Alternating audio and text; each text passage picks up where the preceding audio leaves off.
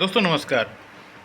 दोस्तों, हम लोग अपनी क्लिनिक पे अक्सर शुगर पेशेंट जब पूछता है क्या खाएं क्या ना खाएं, तो क्योंकि उसके दिमाग में इतना ज़्यादा बना दिया जाता है ना कि आपको कोई फल नहीं खाना है, एप्पल भी खाना है तो केवल 1/4 खाना है और कोई फल नहीं खाना है आपको, और बाकी सब परहेज सब जानते ही हैं, चीनी मीठी चीज़ से बचो।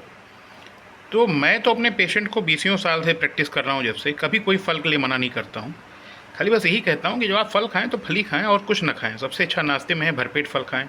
नाश्ता नहीं आप कर पाते उस तरह से, तो आप दोपहर में आपको एक टाइम बना लो, लेकिन उस टाइम केवल फल ही खाओ, जो भी सीजनल हो, पेट भर के खाओ, मन भी भरे, और आपका शुगर जो है कोई फ़र्क नहीं पड़ेगा, निश्चिंत रहें।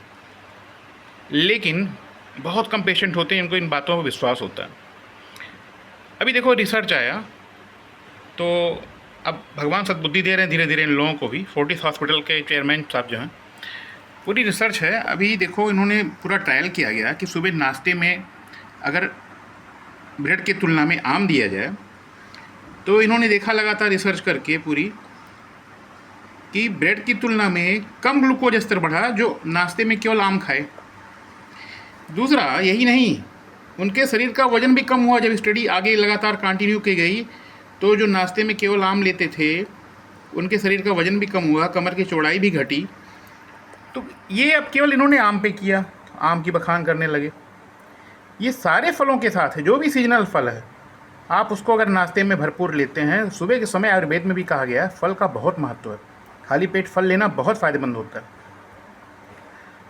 तो अब आम पे रिसर्च है इसलिए आम की तारीफ़ कर रहे हैं, लेकिन ऐसा नहीं है। कोई भी फल आप जो भी सीजन का फल हो, बे सीजन वाला नहीं, आप भरपेट खाएं ना।